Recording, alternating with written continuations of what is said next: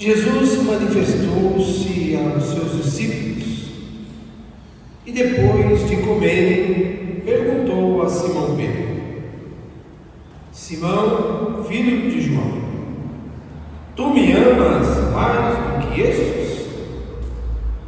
Pedro respondeu: Sim, Senhor, tu sabes que eu te amo. Jesus disse: Apacenta os meus cordeiros. E disse de novo a Pedro: Simão, filho de João, tu me amas?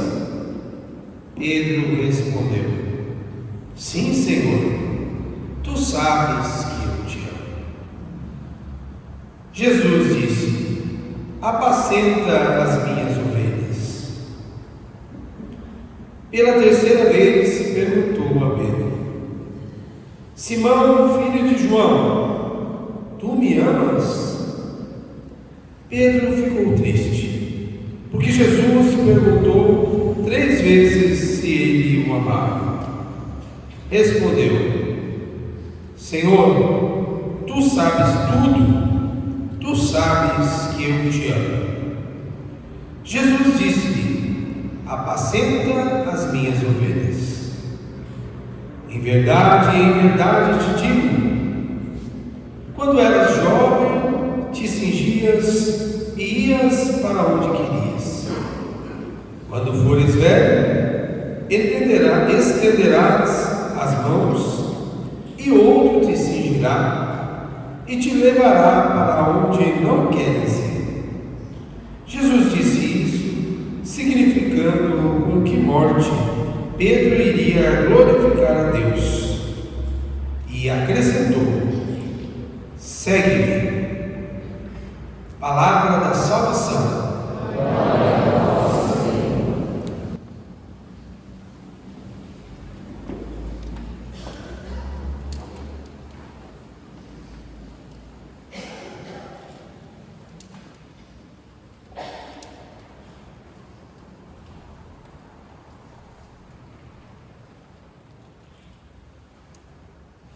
Caríssimos fiéis, chegamos ao 8º dia da novena do Espírito Santo. Também nesse dia 22, a Igreja celebra a memória de Santa Rita de Cássia. Pela sua intercessão, pedimos a Deus que nos dê a sua graça para colher os frutos desta novena que estamos rezando. Concluímos ontem a leitura do capítulo 17 do Evangelho de São João. Estamos às vésperas da celebração de Pentecostes e, celebrando Pentecostes, iremos concluir o tempo da Páscoa. Aprendemos com a leitura do capítulo 17 que temos junto de Deus um intercessor, que é o próprio Deus, Jesus Cristo.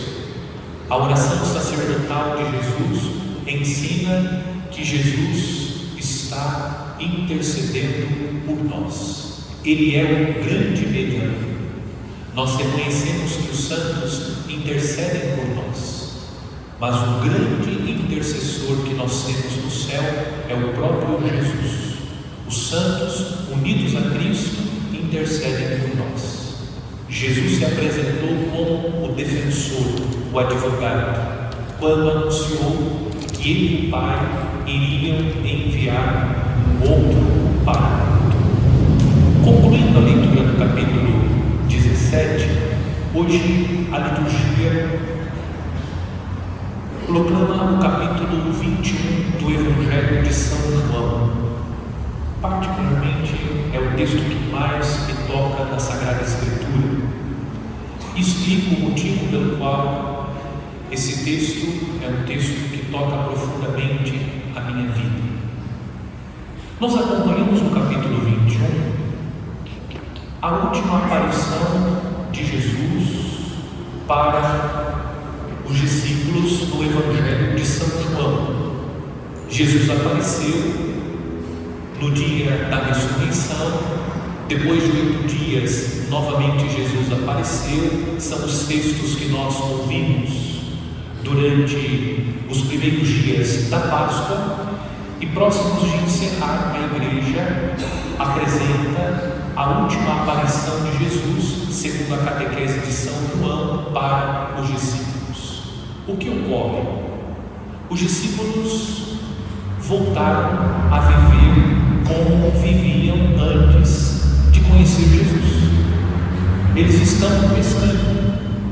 Pedro anunciou que iria pescar e outros do grupo acompanham Pedro na pescaria.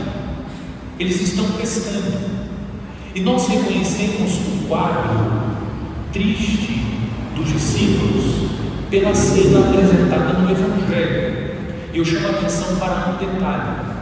O texto diz que Pedro estava nu, despido das suas vestes.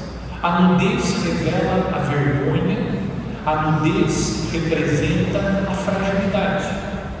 Pedro está fragilizado, Pedro está envergonhado por tudo o que viveu. Eles alimentaram uma expectativa em relação a Jesus. Eles esperavam que Jesus fosse implantar o reino de Deus através da força militar, e Jesus termina a sua missão morrendo na cruz. Eles estão profundamente tristes, fragilizados, envergonhados. Mas Jesus, mais uma vez, apareceu na vida dos discípulos. O primeiro ensinamento: Jesus está sempre buscando reavivar nos corações a fé nele, porque mesmo fazendo a experiência do encontro com Jesus ressuscitado, lendo na sequência o Evangelho, nós constatamos que eles fizeram a experiência do encontro e mesmo assim ainda não despertaram para o seguimento do Cristo ressuscitado. Isso retrata a nossa própria vida. Inclusive meditamos exaustivamente nos primeiros dias da Páscoa sobre a incredulidade, a dificuldade que os primeiros discípulos tinham para crer em Jesus ressuscitado. Jesus está sempre procurando reavivar nos nossos corações a fé nele. E o que Jesus fez? Jesus realizou o mesmo sinal que ele havia realizado quando encontrou pela primeira vez o apóstolo Pedro. O mesmo. Jesus aparece, eles não reconhecem Jesus. Ele diz: tem alguma coisa para comer? Não pescamos nada, passamos a noite sem apanhar um único peixe. Trata-se daquela pesca milagrosa.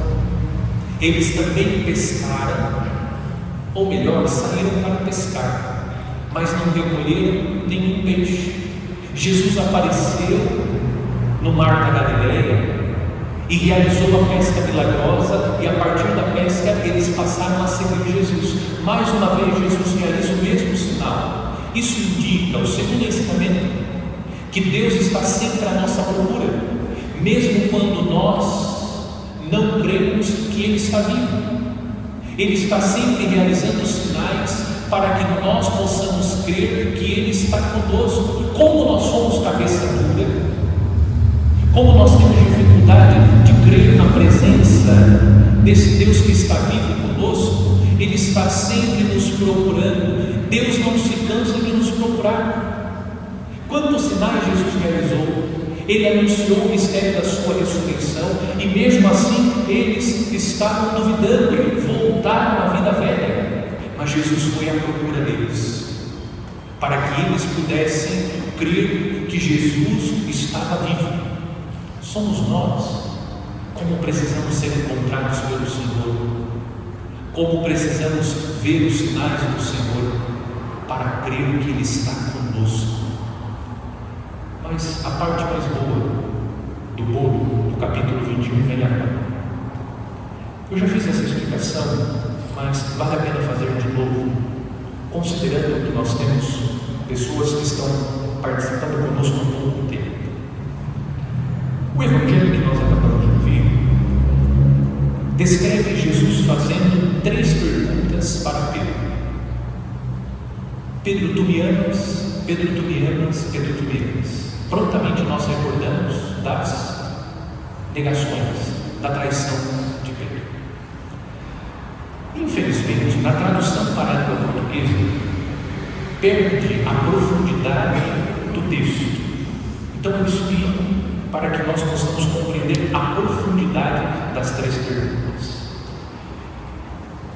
Na língua grega, a língua utilizada para escrever o Evangelho, e na cultura grega, os gregos dizem que existe 3 tipos de amor.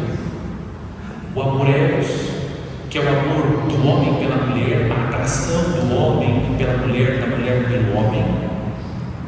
O amor filia, que é o amor entre os amigos. E o amor ágape, que é o amor de Cristo, o amor da entrega. O amor que mais se aproxima do amor ágape é o amor de mãe. Mas mesmo o amor de mãe não é o amor ágape, porque a mãe também tem um amor interessante. Quando Jesus diz, Pedro, tu me amas, Jesus está dizendo, Pedro, você me ama com amor ágape? E a resposta de Pedro foi, Senhor, eu vos amo com amor filhinho, eu vos amo como amigo. Mais uma vez Jesus pergunta, Pedro, tu me amas com amor ágape? Você é capaz de dar a vida por mim? Esse é o amor ágape, o amor da entrega total, sem esperar absolutamente nada em troca. E Pedro respondeu a segunda pergunta, Senhor, eu vos amo com amor filhinho, eu sou capaz de amá-lo como amigo. E na terceira vez Jesus diz, Pedro, tu me amas como amigo? Pedro diz, Senhor, tu sabes tudo, tu sabes que eu vos amo como amigo. O que Jesus está fazendo? Como Pedro ainda não é capaz de amar Jesus como é amado por ele, Jesus aceita o amor de Pedro. Jesus aceita o nosso amor. Mesmo quando nós não somos capazes de amá-lo como ele merece ser amado, mesmo quando nós não somos capazes de amá-lo como ele nos ama, ele aceita o amor que nós temos condições de oferecer a ele. E Jesus tranquilizou Pedro. Olha o que Jesus disse. Ouçam novamente o que Jesus disse. Quando fores velho, estenderás a mão, e outro te cingirá, e te levará para onde não queres ir. O evangelista acrescenta, Jesus disse isso, significando com que morte Pedro iria glorificar a Deus. Pedro um dia será capaz de amar Jesus com amor ágape.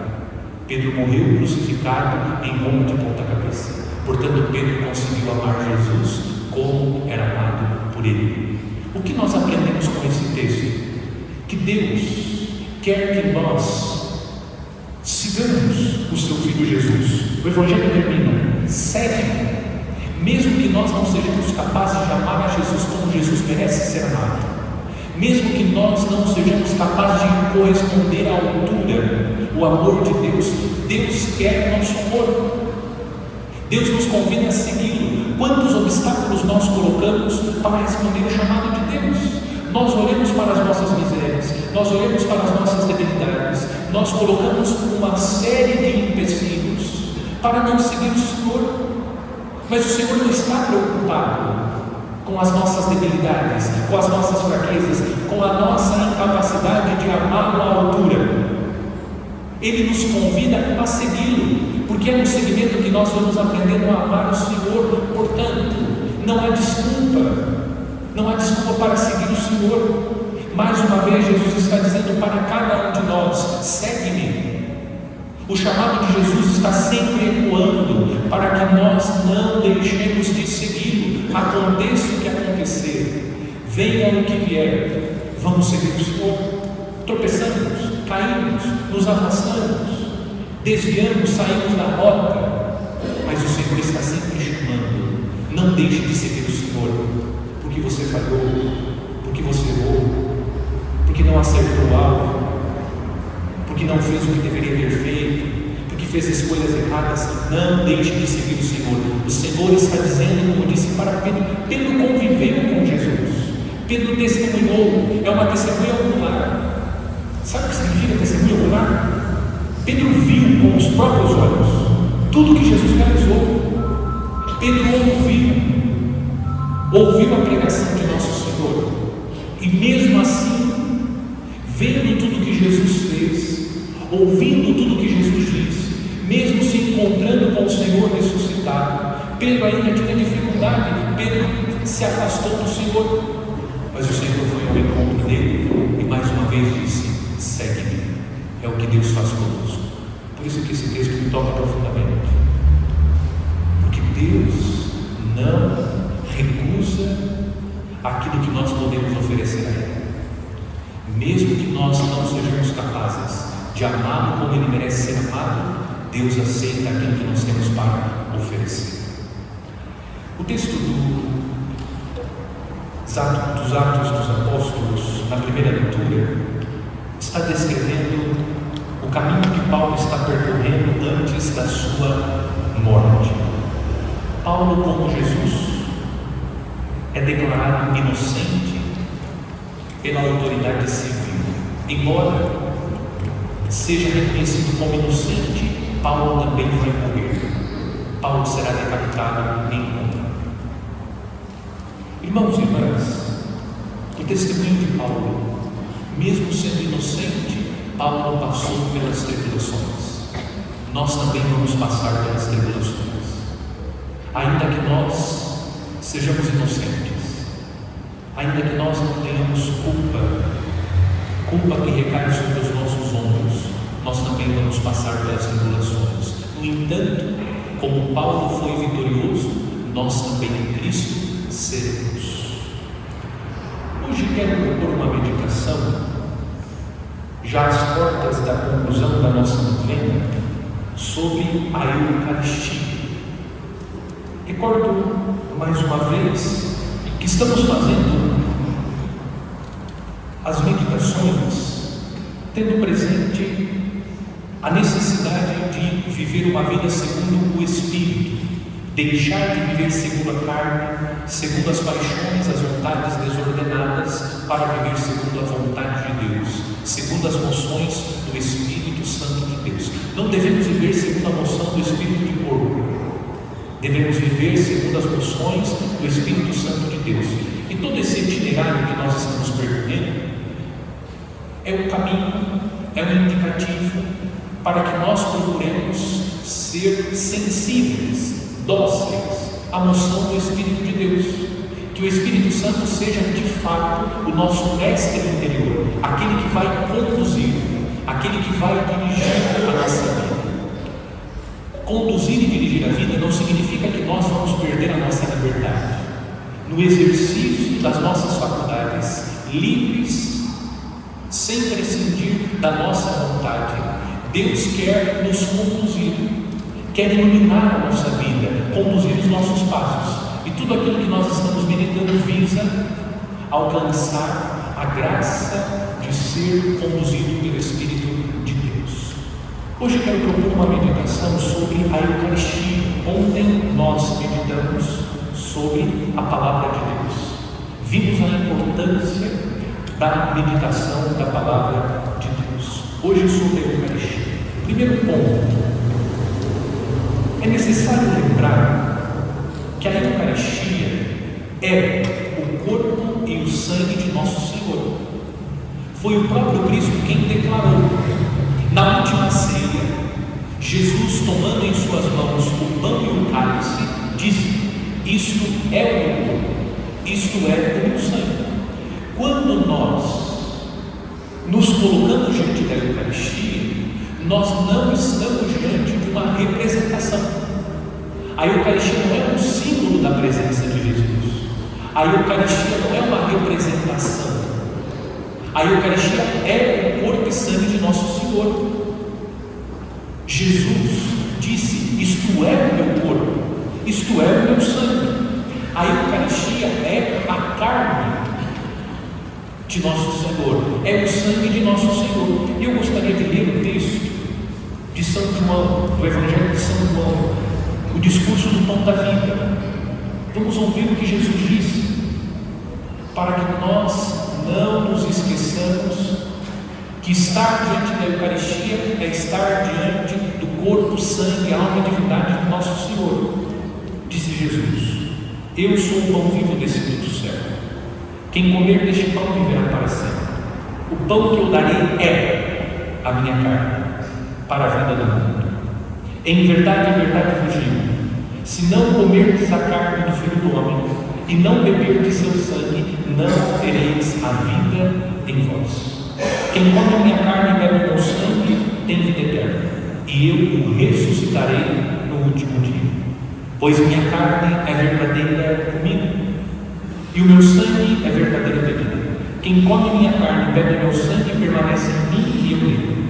Assim como o Pai que vive me enviou, e eu vivo pelo Pai, também aquele que de mim se alimenta viverá por mim. Este é o pão que desceu do céu.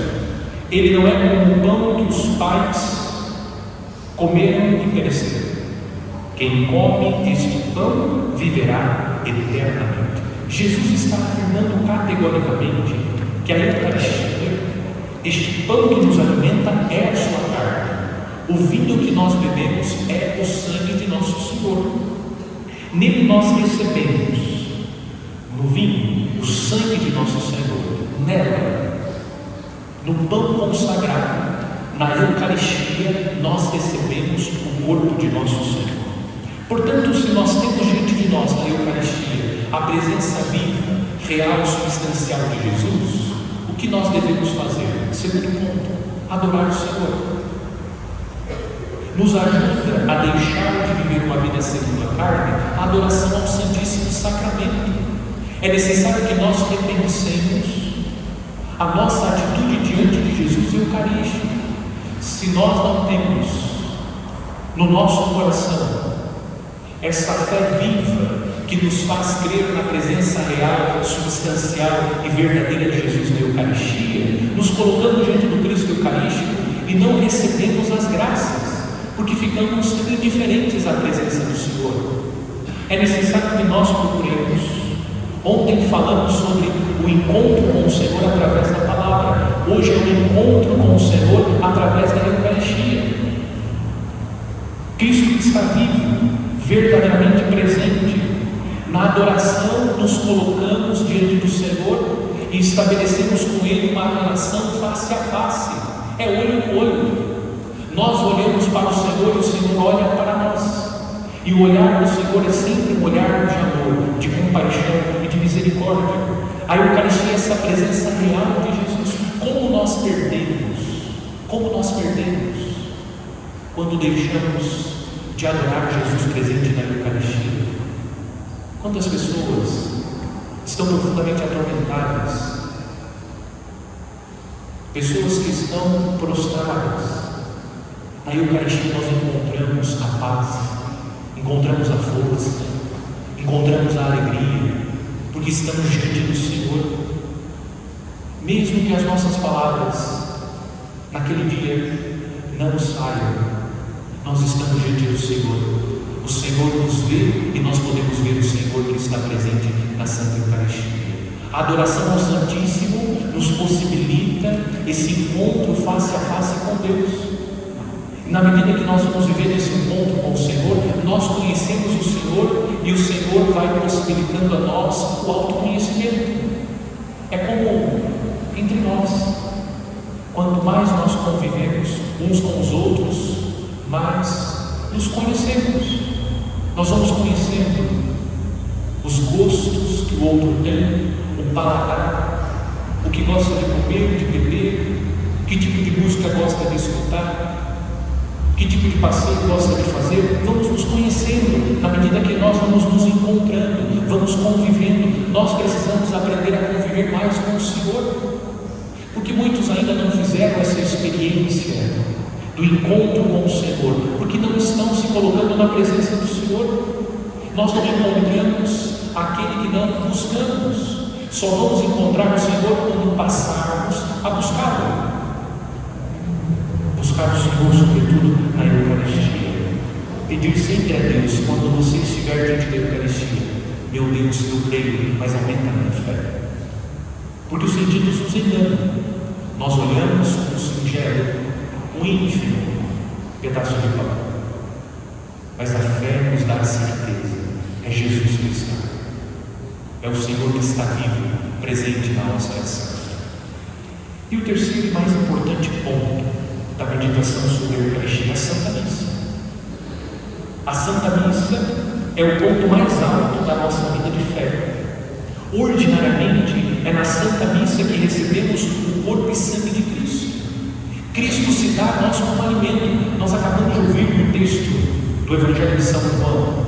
Jesus disse: o pão que os vossos pais comeram no deserto não fez deles homens eternos. O pão que eu darei irá eternizá-los. O pão de Jesus é um pão que dá vida, é um pão que nos conduz à pátria definitiva, ao céu.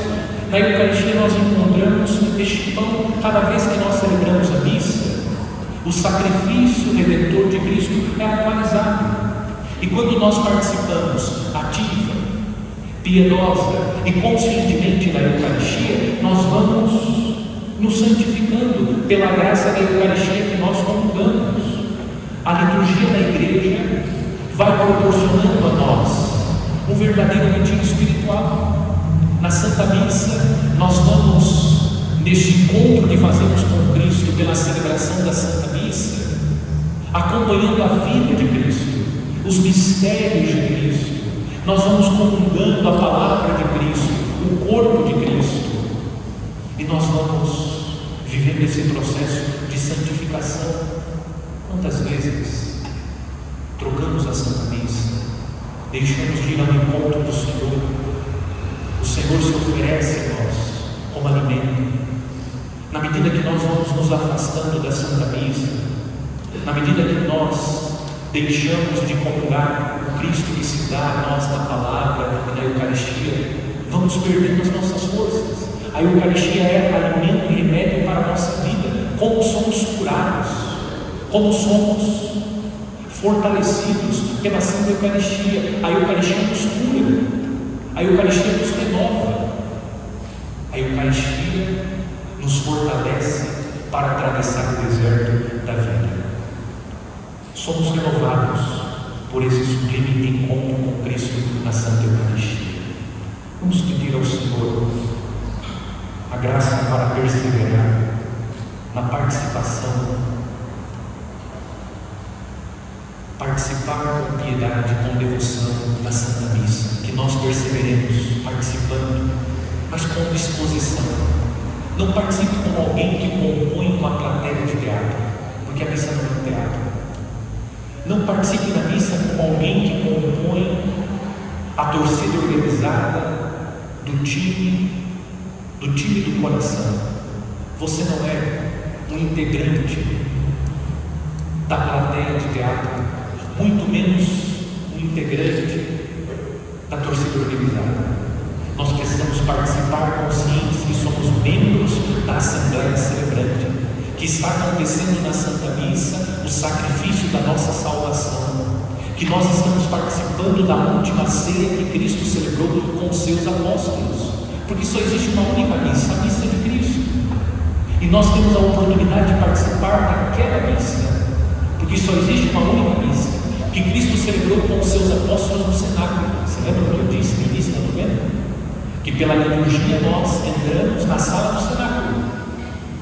Você sabia que foi na mesma sala que Jesus instituiu a Eucaristia que os apóstolos receberam o Espírito Santo? Na mesma sala, a sala do cenáculo. Cada vez que nós participamos da Santa Missa, nós entramos pela liturgia na sala do cenáculo, para que o Espírito Santo faça o que Ele faz da Eucaristia em cada um de nós. Ele transforma a Eucaristia. É interessante porque a igreja usa um termo técnico, que é a transubstanciação. O Espírito Santo muda a substância do pão e do vinho. Busca no Aurélio uma das definições de substância. Substância aqui que não muda, uma das definições. Mas o que acontece por obra do Espírito Santo? Aquilo que é imutável passa por um processo de mutação. Muda. O pão não é mais pão, é o corpo de nosso Senhor. O vinho não é mais vinho, é o sangue de nosso Senhor. Isso é obra do Espírito Santo.